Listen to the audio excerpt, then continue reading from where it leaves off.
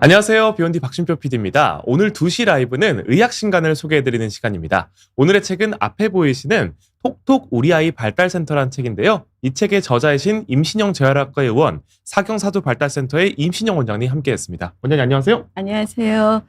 네. 한번 소개 부탁드리겠습니다. 비욘디 구독자 여러분 안녕하세요.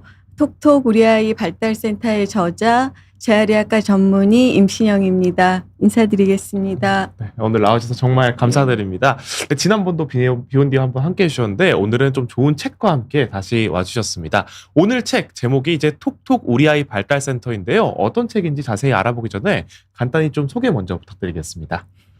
이 책을 쓰게 된 것은 그러니까 저희가 이제 외래 진료를 볼 적에 여러분들을 뵙지만 제일 먼저 좀 늦게 오셔서 어떠한 그 조치를 하기에는 어려운 경우 또는 별로 그렇게 걱정 안 하셔도 되는데 많이 걱정해서 오시는 경우 또는 뭐 베개 사용이라든지 목 튜브라든지 이런 것들을 어떻게 사용해야 하는 것이 옳은지를 모르시는 분들 그렇게 한 세 그룹으로 나눌 수 있을 것 같아서요.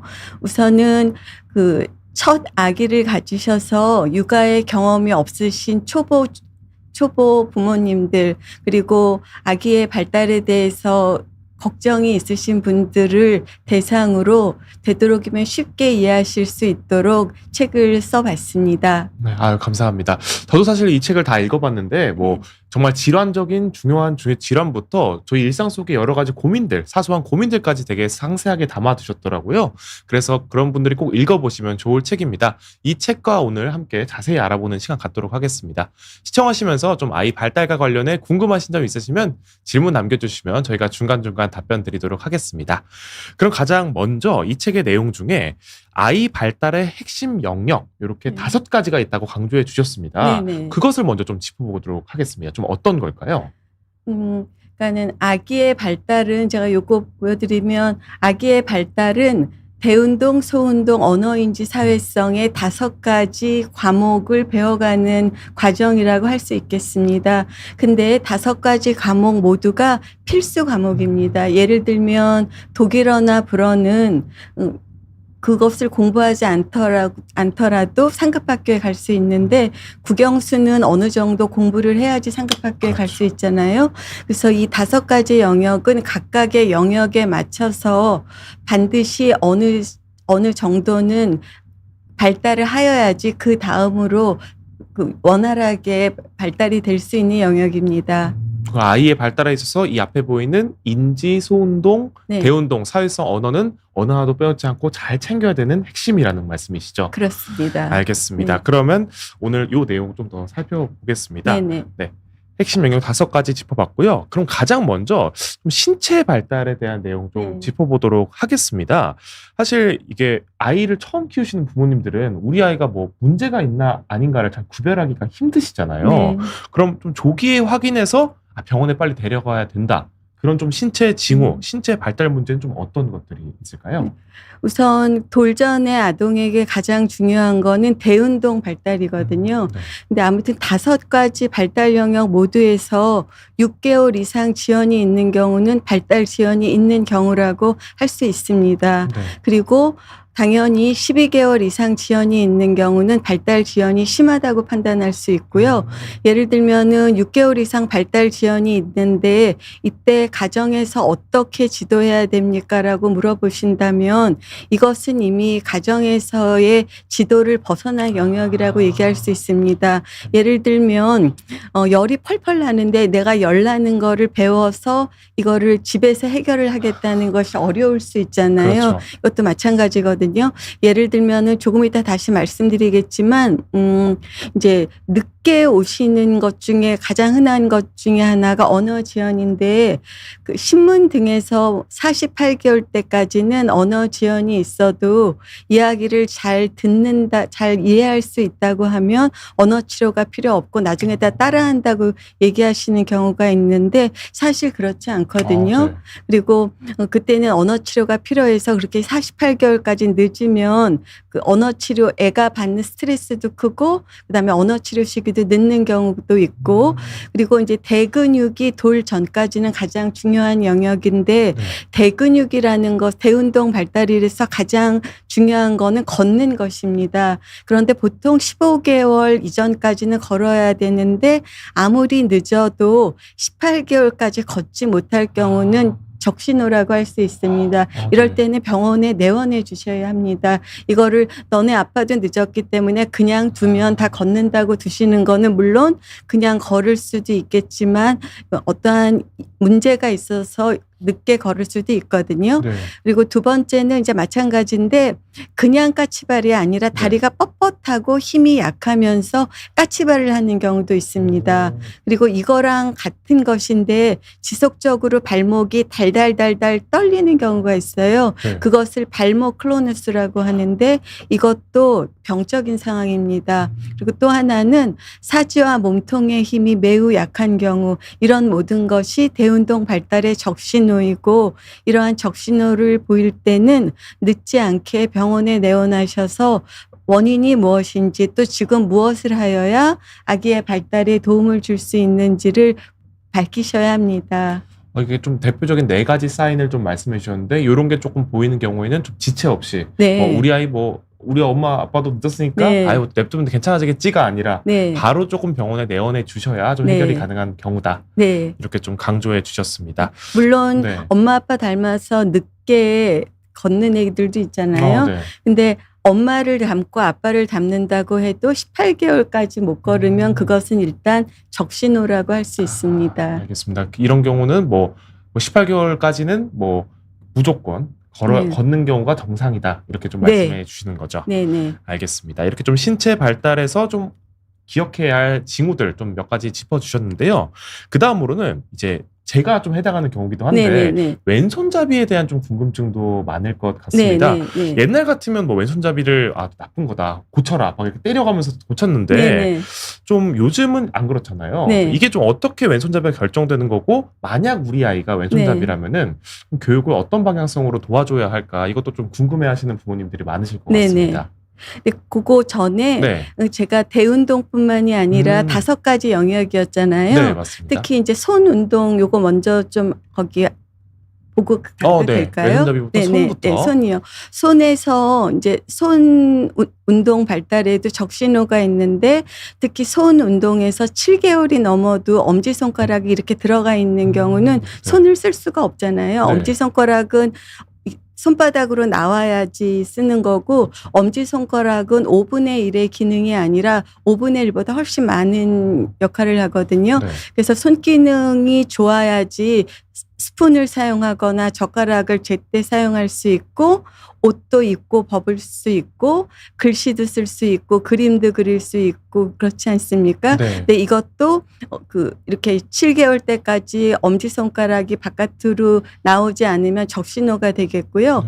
또 하나 5가지 영역 중에서 언어 발달인데 여기 말씀드리는 것처럼 48개월 때까지 기다려 보면 좋은 것이 아니라 이제 언어라는 거는 4가지 영역을 모두 다 동시에 해야 하거든요. 언어를 이해하는 것, 말하는 것, 발음 그리고 대화의 능력, 화용 능력인데 언어를 잘 이해하는 거는 굉장히 좋은 것인데 충분하지 않다. 언어는 이해하는 것뿐만이 아니라 그 연령에 맞게 말을 하여야 하겠어요. 네. 그리고 이제 이거 6개월 이상 지연이 되면 가정에서의 지도로 되는 것이 아니라 언어 치료가 필요한데 또 부모님들이 걱정하시는 게 우리 애가 언어 치료를 받는 게 그 과정에서 스트레스를 받으면 어떻게 하나 걱정하시는 분들이 많이 있거든요. 네. 근데 언어를 안 하고 넘어갈 수가 없어요. 그러니까 언어 지연 자체가 오히려 더 큰 스트레스원이 될 수 있거든요. 예를 들면 국영수를 아주 잘하지 않더라도 어느 정도는 해야지 상급 학교에 가는데 우리 애가 수학이 좀 떨어지는데 수학 공부를 하느라고 스트레스 받기 때문에 우린 수학을 포기하겠다. 그런 건 아닌 거잖아요. 수학 공부 스트레스 받는다고 수학을 안 시키면 안 안 되죠. 시킬 수는 없잖아요. 네. 독일어나 불어는 꼭 필수 과목이 아니면 안 하고 넘어갈 수 있는데 네. 우리나라에서는 국영수는 꼭 잘하지 않더라도 어느 정도는 하고 가야 되지 않습니까? 그래서 이런 경우도 매우 지연이 있는 것이기 때문에 언어 치료 평가하고 언어 치료가 필요하다. 그리고 언어를 잘 이해하는 것 자체는 좋은 것이지만 충분하지 않다. 이제 이런 것이고요. 그다음에 인지 발달도 마찬가지입니다. 인지 발달, 언어 발달, 사회성 발달은 같이 영향을 많이 주는데 이제 여기 보시면은 애들이 어느 정도 되면은 눈앞에 물건이 보여지지 않더라도 그 안에 있다는 대상의 연속성이 나와야 하거든요. 네. 이게 6개월 이 되면은 반드시 나와야 하고 2, 3세가 되면 이와 같이 소꿉놀이, 역할놀이가 나와야 합니다. 그리고 이제 유치원 다닐 때는 순서를 맞춰 놓을 수 있어야 돼요. 서열화가 돼야 되고 그다음에 이게 그 넓은 병에 있거나 긴 병에 있거나 이게 어느 정도의 그 양이 같다. 네. 네. 이렇게 길게 말아놔도 양이 같다. 서로 위치를 달라놔도 길이가 같다는 이제 보전 개념 이런 것들이 나와야 하는데 뭐 지적 장애가 있거나 그럴 때는 이런 것들이 되지 않거든요. 네. 이것도 굉장히 중요한 발달이고 마지막으로는 이제 사회성 발달인데 베네두슨 말고 이제 한 2달 정도가 되면은 소셜 스마일 그 엄마 아빠나 익숙한 사람을 보고 웃는 것이 나와야 되고 이제 4달 전후가 되면은 낯가림은 돼서 아기가 우는 게 당연한 겁니다. 안 우는 것이 문제지 네. 웃는 거는 괜찮은 거고. 이상하게 차분한 그런 아이니까 네, 오히려 네. 나쁜 거죠. 네. 네, 낯가림 안 하면 안 되고요. 네. 그리고 이제 돌 전후에서는 분리불안이 꼭 나타나야 돼요. 아무한테나 해도 그냥 거기에서 철커덕 앉아서 엄마가 눈에 보이지 않아도 울지 않는 것도 사회성 발달의 점검 신호입니다. 그래서 이러한 것들을 보셔야 하고 또 하나는 어떠한 그 관심이 극도로 제한되어 있는 경우가 있거든요. 네. 그리고 이거를 일렬로 쭉 줄을 세우거나 계속 회전시켜 놓는 것도 자폐 스펙트럼 장애나 이런 거에 대한 이제 사인이 될 수 있기 때문에 그래서 지금 5 영역에 대한 점검 신호, 적신호에 대해서 알아봤고요. 이제 왼손잡이에 대해서 말씀드리겠습니다. 우선 이제 왼손잡이라는 거는 인구의 한 90%는 오른손잡이거든요. 네. 근데 10%가 왼손잡이거나 양손잡이예요. 근데 이것이 이제 어떤 것이냐면은 우리의 뇌는 좌뇌가 있고 우뇌가 있는데 좌뇌와 우뇌의 기능이 달라요. 그게 진화학적으로 이점이 있어요. 병렬적인 일을 할 수 있거든요. 그리고 한 곳이 전문적인 일을 할 수 있는 겁니다. 예를 들면 대부분의 사람들은 언어 중추가 왼쪽에 있거든요. 그래서 말을 하면서도 오른쪽 뇌가 병렬적으로 일을 할 수 있기 때문에 그런 것들이 더 유리하고 그리고 이제 그 오른손잡이 왼손잡이는 우성수를 이야기하는 것이거든요. 네. 그러니까 우성손이라는 거는 순차적이고 정교한 운동을 조절하는 것인데 그게 많은 경우에는 오른손이에요. 왜냐하면 그게 왼쪽 뇌에 있기 때문에 그렇거든요. 왼쪽 뇌가 오른쪽 손을 지배하잖아요. 네. 이제 그런 것인데 이제 이러한 그 순차적이고 정교한 운동을 조절하는 뇌의 영역이 이제 그 오른쪽에 있는 경우가 있는 거죠. 이것이 왜 이렇게 다를까 하는 것인데 사실은 왜 그런지는 모르지만은 예를 들면 부모님이 왼손잡이거나 그럴 때 더 많이 생기는 것이고 그렇습니다. 그러나 이거는 이제 진화론적으로 보면은 그 오른쪽 왼쪽 뇌가 서로 다른 역할을 한다는 것이지 오른손잡이 왼손잡이가 조건 아픔의 문제가 아닙니다. 네. 그래서 대표적인 경우가 최근에는 버락 오바마 대통령이라든지 폴 맥카트니가 이제 왼손잡이거든요. 네. 그래서 이제 그런 유명한 분들은 사실은 오른손잡이에 더 많아요. 90%가 그렇죠. 오른손잡이에요. 인간의 그 네, 90%가 그러니까. 그래서 왼손잡이가 더 훌륭하다거나 부족하다거나 그런 관점으로 하는 게 아니라 서로 다른 것인데 이제 여기 것처럼 부모님들이 아기가 왼손잡이라면 억지로 교정할 필요가 없다. 네. 나쁜 게 아닌 거니까. 나쁜 게 아니에요. 네. 이제 과거에 유럽에서도 뭐 왼쪽 손잡이를 좋아하지 않은 그런 얘기들이 있지만 그거는 과거의 중세의 이야기지 지금은 그렇지 않거든요.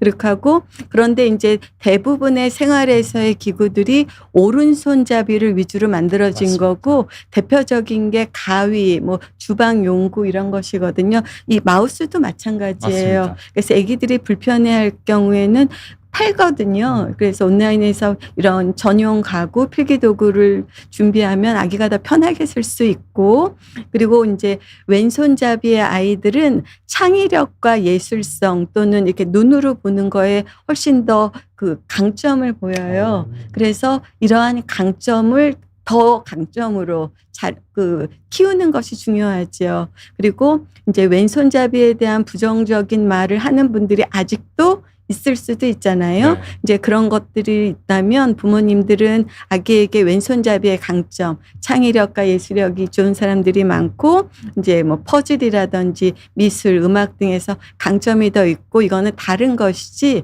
고쳐야 될 것도 아니고 사실은 더 좋은 것도 아니고 나쁜 것도 아닌 것이죠. 뭐 다른 거니까요. 다른 네. 것이죠. 생물학적으로 그렇게 결정된 것이기 때문에 우리가 가는 동양인으로 결정된 것, 유러피안으로 결정된 것, 생물학적인 결정이기 때문에 그렇습니다. 알겠습니다. 그럼 이런 식으로 왼손잡이 아이가 있다면 좀 막 질타하고 뭐 바꾸려고 하는 게 아니라 절대 안 돼요. 장려 잘 해주고 네, 칭찬해주고 이런 식으로 조금 길러주면 좋다 이렇게 말씀을 해주셨습니다. 제가 이렇게 왼손잡이 내용 이렇게 다뤄봤는데요. 그 다음으로는 좀 지적 발달 내용 좀 저희가 네. 살펴보도록 하겠습니다. 사실 우리 아이가 좀 똑똑한 아이고 싶은 네. 거는 정말 네. 모든 부모님이 바라는 일이잖아요. 아 네. 천재였으면 좋겠고 네. 영재였으면 좋겠건데 네.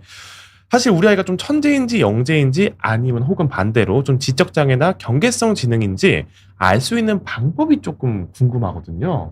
얼추 알 수 있거든요. 네. 예를 들면은 이제 보통 두 돌이 되면은 그 동물 이름도 어느 정도 알아야 되고 네. 그다음에 캐릭터도 뭐 자기네가 좋아하는 캐릭터를 좀 알아야 되고 36개월이 되면 색깔, 숫자 이런 걸 좀 알아야 하는 거죠. 네. 그 전에도 이제 5개월 정도가 되면 애들이랑 소꿉놀이 같은 거 할 수 있는데 거기에 잘 참여하지 못하고 그리고 언어가 늦고 규칙을 기억하지 못하고 이제 이러는 것들이고요.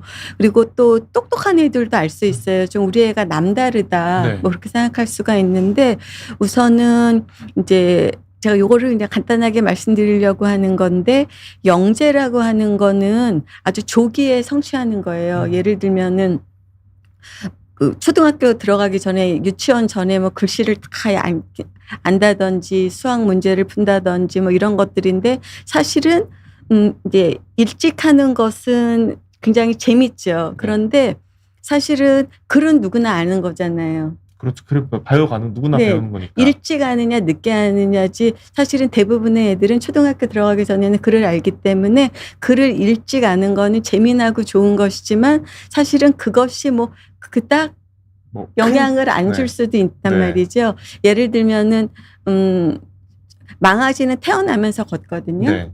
생물학적으로 그렇게 되어 있는 거예요. 사람은 태어나면서 걷지 못하지만 생물학적인 차이입니다. 네, 그래서 이제 예를 들면은 영재는 굉장히 좋은 의미지만 따라서 음악이나 수학, 언어 등에서 조기에 높은 수준의 수행 능력을 보여있는 건데 조기에 성취하는 것이 경우에 따라서는 나중에 결과가 꼭 이렇게 계속 높은 거를 잊지 그렇죠. 않을 수 있다는 거죠. 8개월에 걷는 여자 애기들이 있어요. 네. 걔네들이 올림픽 선수가 되는 게 아니에요. 그렇죠. 그렇죠. 아니거든요. 네. 그러니까 그건 생물학적인 특성인데 이제 천재라는 거는 매우 좋은 의미인데 천재라는 거는 창의적인 사고를 갖는 것이에요. 그래서 단순한 조기 성취를 넘어서 새로운 아이디어를 창출하거나 기존에 없었던 틀을 넘는 것. 예를 들면 에디슨이 전기를 만들었다든지 네. 뭐 아인슈타인은 당연히 천재이십니다. 네. 뭐 그다음에 뉴턴도 당연히 천재이시거든요. 이러한 창의적인 사고를 보이는 경우고요. 천재라는 거는 우리가 열심히 노력한다든지 반복하는 것으로는 절대 천재는 되지 않아요. 아예 다른 거죠. 네. 다른 네. 거죠. 그러니까는 예를 들면은 고등학생들이 하루에 10시간 이상씩 공부하는 학생도 있잖아요. 네. 너 오늘 IQ 몇 점 좋아졌어? 이렇게는 안 물어보잖아요. 그게 변화되진 않는 거 않아요. 아닌가요? 네. 기능이 좋아지는 그렇죠. 거지. 수능을 볼 수 있는 기능이 좋아지는 거지 IQ가 좋아지는 건 아니란 말이죠. 그렇죠. 그리고 이제 그 경계성 지능 지적장애도 마찬가지인데 이제 예를 들면 경계성 지능 지적장애가 있어도 이제 우리가 엄마 아빠랑 다 해서 열심히 공부하면 정상적인 지능이 될 수 있나요? 이제 하는 것인데 네. IQ가 정상이 되는 것이 목적이라면 어려우세요. 그것은 IQ는 열심히 공부하고 뭐 주사 맞고 약 먹고 해서 좋아지는 건 네, 아니에요. 어떻게 보면 좀 타고난 지수 네, 같은 거죠. 네, 네. 그러니까는 고등학생들이 하루에 10시간을 공부한다고 IQ가 10점, 15점이 오르는 게 아니에요. 제가 중학교를 졸업하고 IQ가 오르는 것도 아니고 고등학교를 졸업한다고 아는 건 엄청 많아졌잖아요. 네. 중학생 때보다. 그랬다고 IQ가 올라오는 건 아닌데 제가 기능하는 거나 알고 있는 것은 훨씬 많아지잖아요. 그것은 IQ랑 관련이 없는 것이거든요. 따라서 그 영재, 천재, 특히 천재라고 하면은 이제 이렇게 틀에 맞춰 있는 그 교육은 피해야 되지 않나 이런 생각이 들거든요. 네. 이 아기들은 창조적인 사고가 그 훼손되지 않도록 본인이 스스로 길을 찾도록 그런 환경에 놓으면은 천재라면 창의적인 사고를 보일 수가 있는데 예를 들면 뭐 특수 고등학교 뭐 이런 데 가기 위해서 막 계속 공부하는 학원. 뭐 특목고 같은데. 네, 네. 거기에 들어가는 학생들은 훌륭한 학생들이지만 사실은 이 천재거나 이런 학생들은 그런 데를 입학하는 과정에서 그렇게 그 일관적인 네. 교육에 노출되는 것은 창의적인 사고를 발전하는 데 도움이 되지 않죠. 오히려 천재성을 조금 묻게 돼버리는 효과가 있을 수 있다는 말씀이실까요? 그렇죠. 스트레스 받으니까 네. 이렇게 강압적으로 하고 그러면 얘네들도 좌절할 수 있고 그러니까는 자유로운 환경에서 자유롭게 생각하고 그다음에 책도 읽고 이래야 되는데 거기에 이렇게 묶여 있을 수가 있잖아요. 몇 시부터 몇 시까지. 그렇죠. 그런 것들이 도움이 되는 애들도 있지요.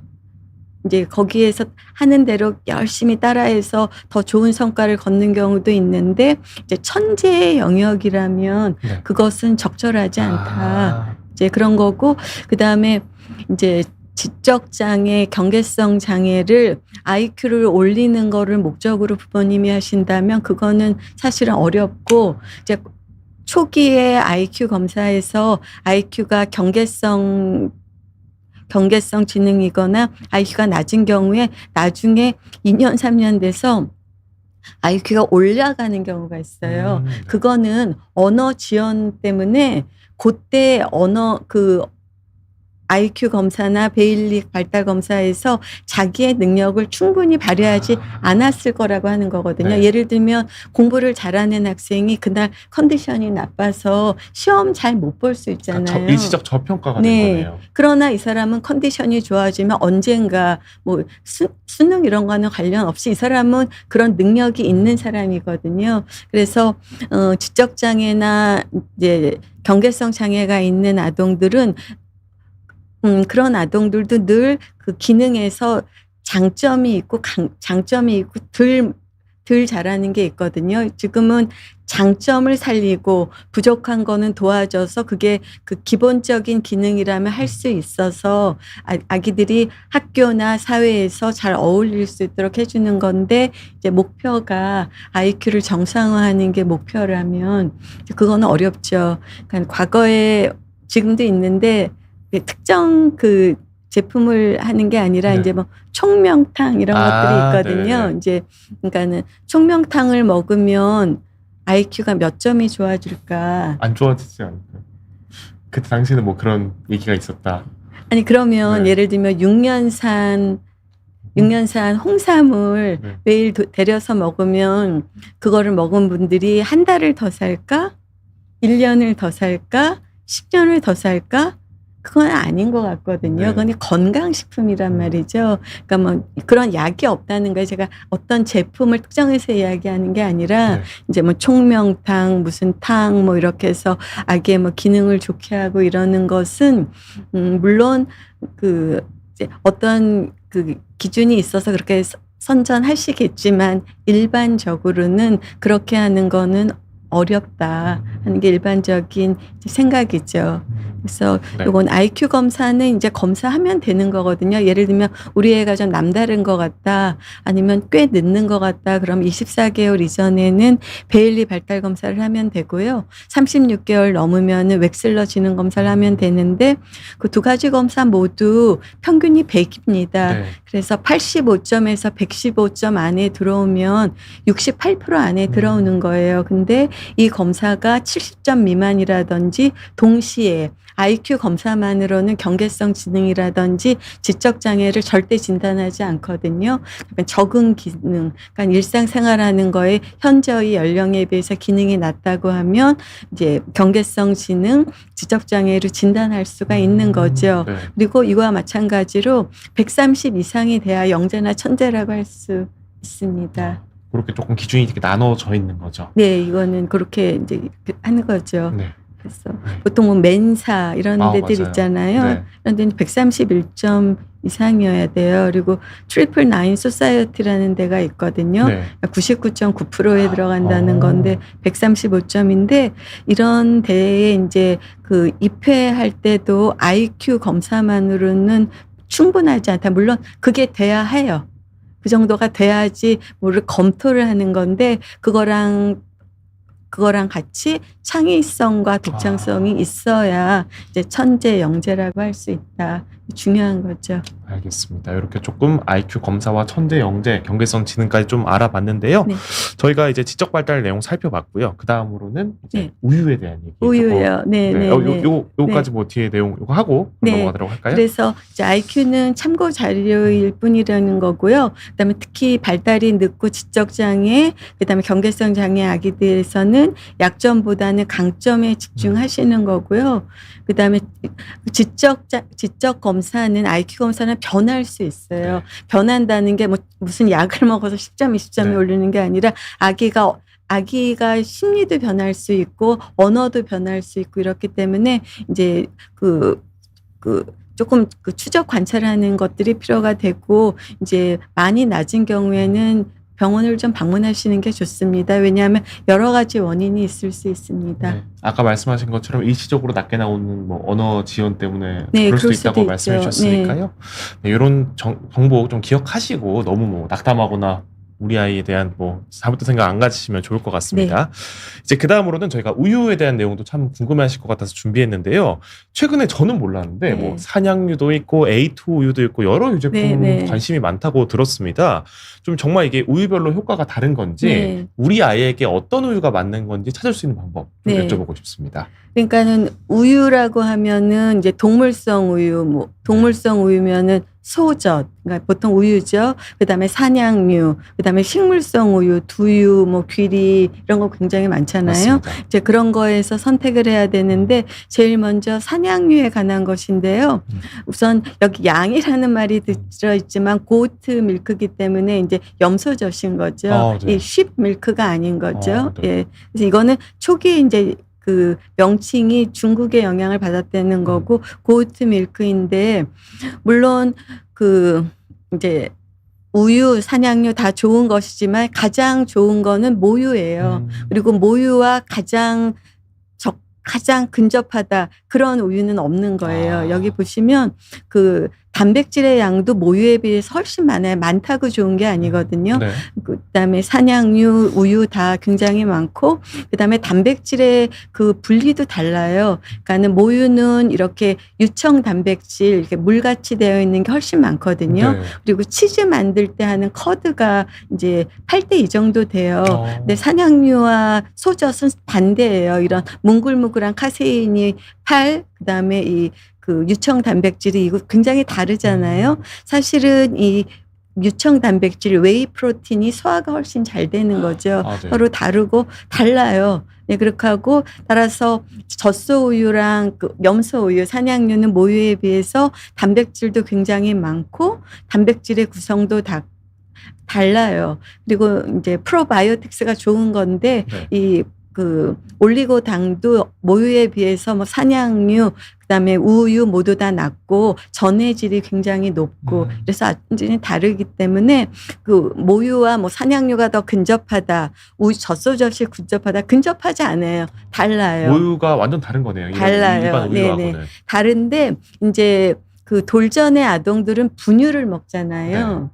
그러니까 모유를 안 먹는 애들은 분유를 먹잖아요. 근데 분유는 달라요. 그 베이스가 우유가 되었건 사냥류가 되었건 모유에 적합하게 조제를 한단 말이죠. 따라서 그러면 이제 모유를 못 먹는 애들이 어떤 우유를 먹을 거냐? 사냥류 분유가 더 좋은 거냐? 소젖 분유가 더 좋은 거냐? 일반적으로는 소젖 분유를 먹는 거죠. 네. 그리고 사냥류 분유건 소젖 분유건 다 부족하지 않도록 거기다가 조제를 해놓는 조제 분유이거든요. 그리고 어떤 나라는 영국 같은 나라는 어린 아기에 사용하는 분유는 그 베이스를 소젖으로만 제한하는 나라도 있어요. 네. 그래서 가장 일반적인 게 좋다는 건 아닌데 가장 일반적인 분유의 베이스는 소젖이에요. 그러나 이제 모유를 먹지 않고 소젖 분유를 먹을 거냐, 소젖으로 만든 분유를 먹을 거냐, 사냥류로 된 분유를 먹을 거냐는 이게 더 영양분이 우수해서 우리 애가 더 성장을 잘할 거다. 그런 건 아니죠. 별 차이가 예, 없는 없어요. 거죠. 네. 그리고 사냥류가 소화가 더 잘 된다. 사실은 그렇지 않거든요. 그러니까는 뭐 어린애들이야 유당 그 불내성이 네. 별로 없지만 이제 나중에 생기잖아요. 사냥류건 우유건 유당은 다 기본 당이 유당이에요. 네. 그래서 예를 들면은 유당 불내성으로 이제 나중에 애들이 자라서 우유를 못 먹게 되면 사냥류에는 유당이 없는 거냐 똑같이 있단 말이죠. 그럴 적에는 일반적으로 유당을 분해한 것, 유당을 없애는 거죠. 락토즈를 포도당이랑 다른 그 단당류를 분해한 게 이제 그 소화 잘 되는 우유거든요. 네. 그거를 먹는 것이지 소화가 유당 불내성이 생겨서 그거에 대한 대안으로 그 사냥류를 먹는다는 거 똑같은 게 들어가 있는 거죠. 그건 잘못된 얘기인 거네요. 그걸로 네. 대체할 수 있다는 네. 게. 그리고 예를 들면 우유에 소젖에 알레르기가 있는 경우에 그 사냥류에는 알레르기가 안 생기냐. 비슷하게 생기는 거죠. 네. 그래서 예를 들면 소젖에 알레르기가 생겼다면은 소젖에 있는 단백질을 굉장히 작게 분해하는 게 HA 우유라는 거예요. 하이퍼 알러직 우유라는 거거든요. 네. 그거를 먹는 거지 그 우유에 대한 알레르기 때문에 사냥류를 먹는 거는 의미가 없다. 그래서 뭐 좋다 나쁘다가 아니라 약간 기본적인 거는 소젖 베이스 분유다. 그리고 돌전의 아동들은 그 생우유는 안 먹잖아요.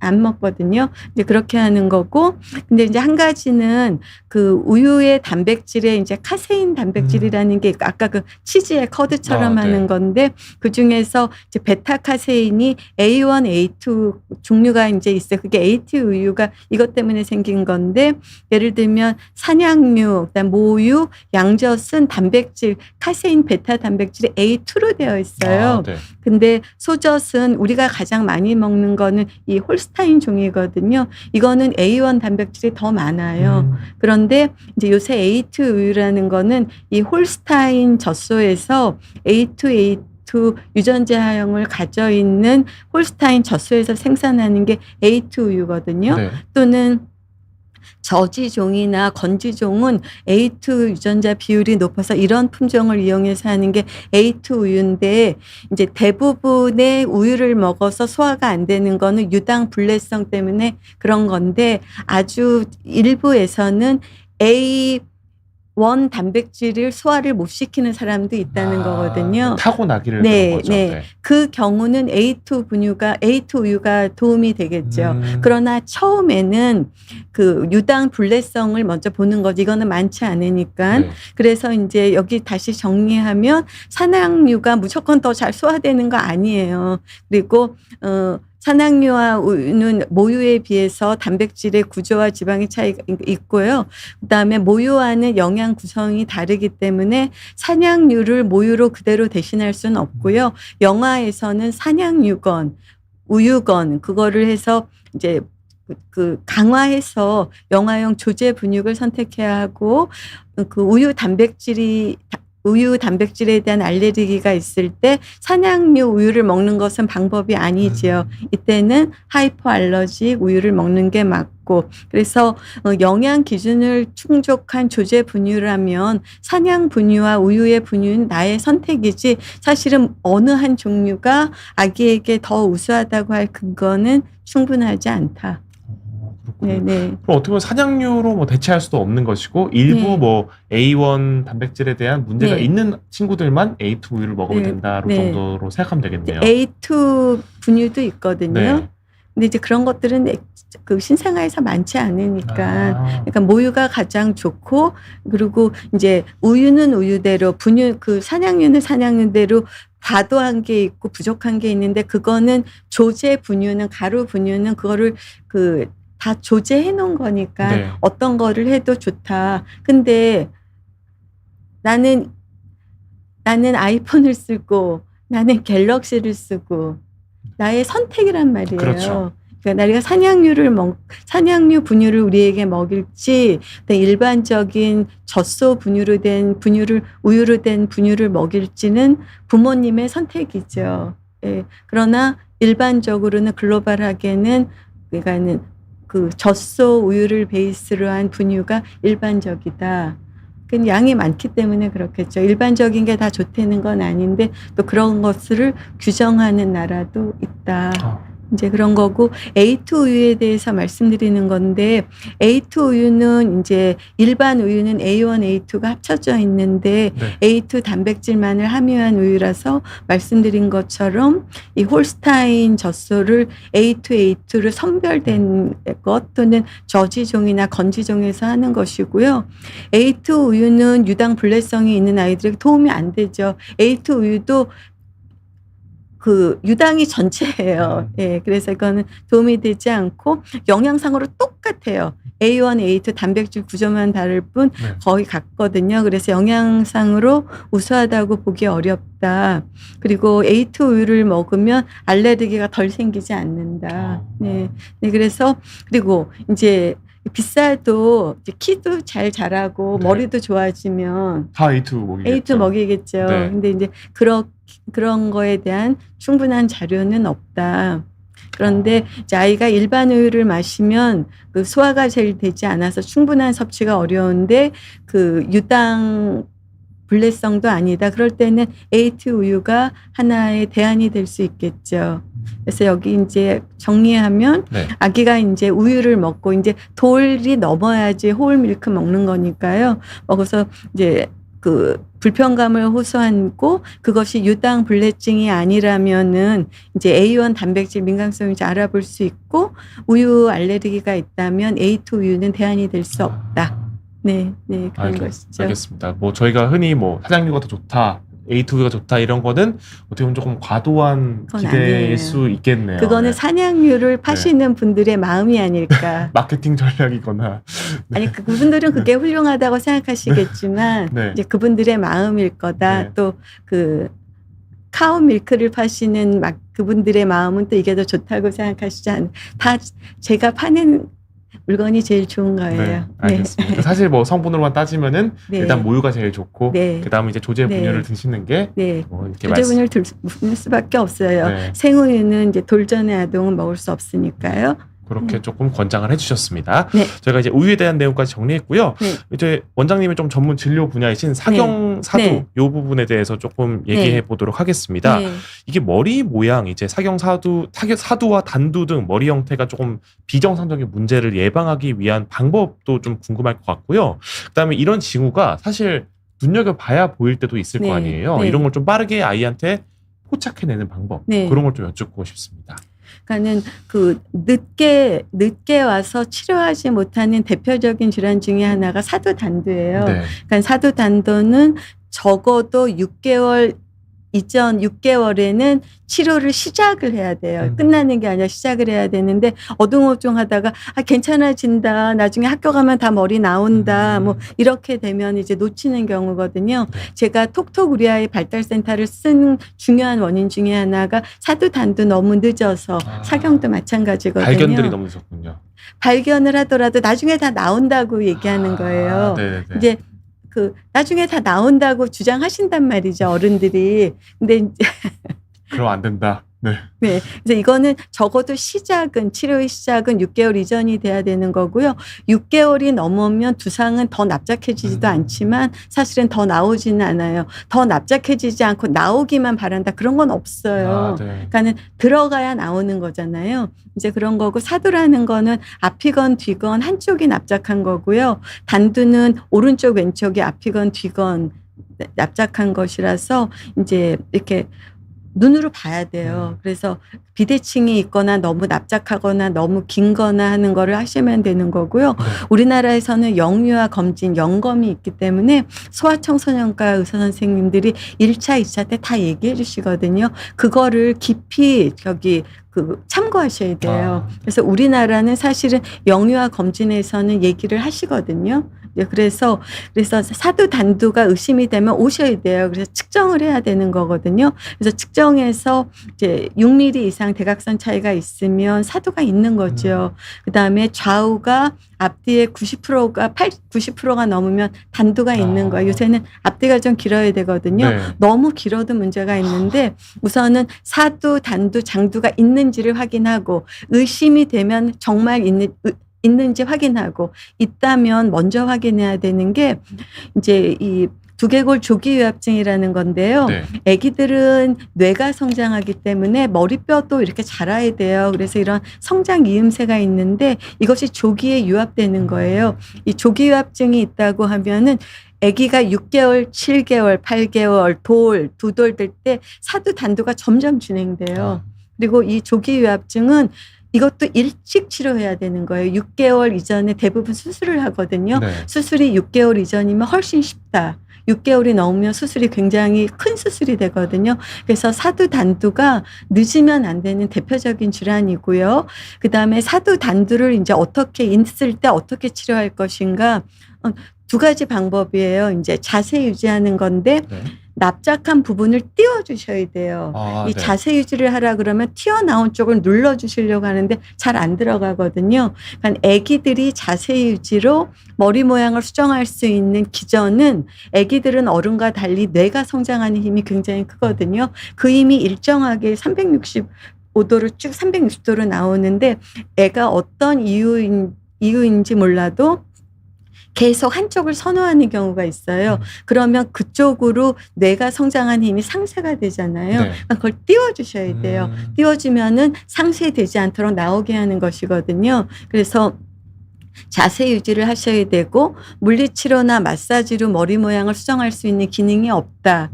그리고 이제 두 번째 방법이고 마지막 방법이 두상교정모인데, 두상교정모는 굉장히 아름다운 형태로 성장을 유도하는 것이고 100% 외모에 관한 기능밖에 없어요. 네. 따라서 우리는 사두 단두가 있어도 우리는 이런 거 웬만하면 안 하고 싶다. 그럼 안 하는 거죠. 그리고 이 두상교정은 무겁지 않거든요. 겨울털 모자 2개 무게 200에서 240g이기 때문에 두상교정모가 무거워서 아기가 고개를 못 가누게 된다든지 발달 지연이 올 가능성은 전혀 없고, 그런데 모자 쓰는 거 성가셔하는 사람도 있잖아요. 네, 그리고 비용도 들고, 그 다음에 이게 가게에서 사오는 게 아니에요. 네. 제작하는데 한 2주 걸리기 때문에 처음 착용하는 날이 반드시 6개월 이전이어야 한다. 이게 가장 중요한 것이고요. 처음 착용한 날로부터 일찍 끝나는 애도 있고 늦게 끝나는 애도 있지만 평균은 4달 반. 그러니까 아무리 늦게 6개월에 시작한다고 하더라도 돌 전에는 끝나는 거죠. 네. 따라서 15개월인 애가 이 모자를 쓰고 걸어다닐 찬스는 없다. 그래서 두상교정모라는 거는 웬만하면 안 하고 싶어요. 꼭 해야 되는 게 아니에요. 그리고 뭐 세 번째, 네 번째 방법은 없거든요. 그래서 자세 유지하시고 두상교정모는 선택의 사항인데, 특히 아기가 태어나자마자 우리 아기가 어느 한쪽을 선호해요라고 느끼는 것 자체가 매우 비정상이에요. 아기들은 태어나자마자는 머리가 말랑말랑하기 때문에 오른쪽 똑바로 왼쪽 잘 봐야 하는데 어느 한쪽을 선호하면 머리가 납작해질 수밖에 없거든요. 네. 그래서 자세 유지를 띄워주시는 것뿐만이 아니라 아기가 고개를 잘 돌아가게 해야 돼요. 그래서 뭐 그 근육에 문제가 있는지, 즉 근성사경이 있는지, 뼈에 문제가 있는지, 아니면 너무 발달 지연이 있어서 고개 돌리는 것조차 힘들어하는지를 찾아서 기저질환을 고쳐야지 더 사두단두가 진행되는 걸 막을 수 있거든요. 그래서 이 사두단두는 일찍 발견해서 적어도 6개월 이전에는 치료가 들어가야 된다. 6개월이 넘으면은 무엇을 할 수가 없어요. 자세 유지도 할 수 없거든요. 애들이 막 기고 또 머리도 단단해지기 때문이고, 두상교정모도 6개월 이후에 시작하면 효과가 많이 떨어져요. 물론 그 뭐 돌 때 해도 효과가 있다고 얘기하시는 분들도 있어요. 네. 이제 그분들의 의견이고 그분들이 그런 걸 경험하셨겠지만 일반적인 의견은 그렇진 않습니다. 일반적으로 6개월 이전부터 6개월 시작을 이전에 해야 시작. 된다. 예. 네. 그러면 한 10.5개월이면 끝나는 거죠. 돌 전에는 끝나는 거죠. 네. 그래서 이 사두 단두에 대해서는 이런 내용입니다. 알겠습니다. 결국은 조금 일찍 좀 발견할수록 빨리 네. 좀 대처를 할 수 있고, 두상교정모 같은 경우는 뭐 필수적인 것은 아니고, 그럼요. 결국은 머리 누일 때 좀 이걸 띄워주는 게 중요하다. 네. 이렇게 좀 강조를 네, 네. 해주셨네요. 띄워줘서 자세 유지를 하면 그거는 집에서 부모님 하시기 나름이에요. 네. 좋아지는 경우도 있고 좋아지지 않는 경우도 있고, 그리고 아기가 아무리 띄워주려고 해도 그 기저질환이 있어서 그쪽으로 고개를 못 돌리면은 부모님이 열심히 하셔도 잘 안 되는 경우도 있거든요. 그래서 왜 이렇게 사두단두가 생겼는지를 밝히는 일, 그리고 자세 유지하는 일, 그리고 뒤집기 전에 자세 유지가 훨씬 쉽겠죠. 아기가 막 뒤집으면 자세 유지는 안 되잖아요. 네. 이거는 굉장히 일찍, 늦으면 안 되는 대표적인 질환 중에 하나고요. 이 그 근성사경이라는 것도 마찬가지예요. 그것도 뭐 예를 들면은 2개월 후면은 이 멍울이 없어진다, 스트레칭 해주면 된다, 만져주면 된다 하는데 대부분 안 없어져요. 그리고 아기가 커지면 치료가, 애들이 이제 그 거부하기 때문에 치료가 안 되기 때문에 사경사두는 되도록이면 빨리 진단하고 빨리 치료하면 예후가 좋다. 알겠습니다. 꼭 기억하시면 좋을 것 같습니다. 네네. 저희가 지금 근데 좀 내용이 남았는데 네. 시간이 거의 다 되어가지고 네네. 제가 질문 2가지만 받고 마무리 네. 멘트 하고 좀 네. 해봐야 될 것 같습니다. 네네. 저희가 뭐 과잉 보호에 대한 얘기, 뭐 미디어에 대한 얘기도 많이 준비했는데 아마 시간이 다 되어서 못 다룰 것 같고, 네네. 이 내용 같은 경우는 저희가 책에 더 네. 자세히 담겨 있으니까 한 번 더 네. 관심 있으신 분은 해보시면 좋을 것 같고요. 네네. 저희가 질문 그럼 2가지 받고 네네네. 마무리하도록, 그 마무리 멘트, 그 질문 드리고 마무리하겠습니다. 가장 먼저 질문을 주신 분이 김익성님이셨습니다. 아이 초음파 검사에서 근육 두께 차이가 몇 밀리미터 이상 나야 사경 진단을 받나요? 생후 몇 개월 이내에 재활 치료를 시작해야 치료율이 가장 높나요? 질문 주셨습니다. 초음파 검사에서 네. 그 오른쪽 왼쪽의 두께는 2mm 미만이어야 하거든요. 네. 근데 나중에 이제 커지면은 사실은 그 근성사경이 있는 쪽이 더 얇은 경우도 있어요. 그래서 저 근육 두께의 차이로만 근성사경을 진단해서는 안 된다. 그러니까는 질적으로 근육 안에 정상적인 조직이 아닌 물과 기름이 분리되는 것처럼 근성사경의 영상이 보여야 하는 것이고요. 이런 근성사경이 있을 경우에는 되도록이면 빨리 치료하시는 게 좋아요. 그 한 달 전에 치료하시는 것도 좋고, 그리고 이제 일찍 치료한다고 모든 게 치료가 다 잘 되는 건 아니에요. 네. 그런데 가장 치료율에 영향을 주는 거는 그 근성사경의 정도가 어느 정도냐 하는 거거든요. 그러니까 병원 오기 전에 근육의 데미지가 어느 정도가 있었느냐. 너무 데미지 정도가 많으면 일찍 치료를 해도 치료율은 높지 않아요. 그러나 어느 정도의 이제 근육 데미지가 있고 일찍 시작하는 것은 늦게, 나중에 시작하는 것보다는 도움이 된다. 이제 이런 것입니다. 알겠습니다. 네네. 그 데미지 정도, 손상의 정도에 따라서 이게 조금 예후가 달라진다. 그게 가장 중요한 것입니다. 알겠습니다. 네네. 김익선님 답변이 되셨으면 좋겠고요. 그다음 여행간다 2064님께서 사경 치료를 제때 안 해주고 방치하게 된다면 나중에 뭐 안면 비대증이나 측만증, 뭐 불균형 등으로 이어지나요? 질문 주셨습니다. 그러니까 고개가 이제 이렇게 기우는 거를 사경이라고 하는데요. 네. 이렇게 고개가 기운 상태로 있을 수는 없어요. 아기들은 전혀 가르쳐 주지 않아도 고개가 이렇게 기울어지면 눈을 똑바로 하기 위해서 어깨를 올리거나 목을 이렇게 그 측만추를 만들거든요. 네. 그러니까 사경 치료를 제때 하지 않으면 당연히 그 척추측만증, 자세 비대칭, 어깨 불균형이 일어나는 거죠. 그래서 고개는 적어도 100일 이후가 되면 깨어 있을 때 70-80% 정도는 똑바로 해야 하는 것이고, 고개가 기우는 거는 걸을 때까지 기다리면 좋아지는 것도 아니고, 그때 좋아진다고 얘기하시는 어른들이 있지만 그분들의 의견을 신뢰할 수 없다. 이제 그런 것입니다. 그럼 좀 제대로 빠르게 발견해서 빨리 치료해 주는 네. 것이 결국 향후 건강에도, 아이의 그렇죠. 건강에도 큰 도움이 될 것 같습니다. 네, 저희가 이제 시간이 마무리해서 마지막으로 좀 어린아이를 키우는 게 굉장히 좀 쉽지 않은 일이잖아요. 네. 걱정도 많으실 부모님들이 많을 것 같은데요. 드리고 싶은 마지막 말씀 드리고 마무리하도록 하겠습니다. 이 톡톡 우리 아이 발달센터는 아픈 아기들을 위해서 보는 책이 아니라 부모님들이 아이의 발달을 확인하시는 목적으로 보시는 것이고요. 그럴 때 참고하시면 좋습니다. 그리고 한 가지 말씀드릴 거는, 이전에 아기가 하던 거를 못하게 되는 거는 반드시 병원에 오셔야 되는 거고요. 그다음에 발달의 여러 영역에 지연을 보이는 것도 반드시 병원에 오셔야 되는 것입니다. 그리고 이제 이런 것들을 잘 이해하시고 너무 조급하지는 않지만 필요한 신호는 놓치지 않으시는 것이 가장 중요하겠습니다. 네, 감사합니다. 네. 네, 오늘 여러 가지 내용 살펴봤는데요. 오늘 이 내용 말고도 각종 아이 발달에 대한 여러 가지 정보들이 오늘의 책인 톡톡 우리 아이 발달센터에 들어있으니까요. 많은 관심 또 가지고 아이 키우시는데 도움이 될 거라고 확신을 합니다. 오늘 함께 해주셔서 좋은 정보 말씀해주신 임신영 원장님 감사드리고요. 함께 해주신 시청자분들도 모두 감사드립니다. 저희 2시 라이브는 여기서 마무리하도록 하겠습니다. 감사합니다. 감사합니다. 감사합니다. 네.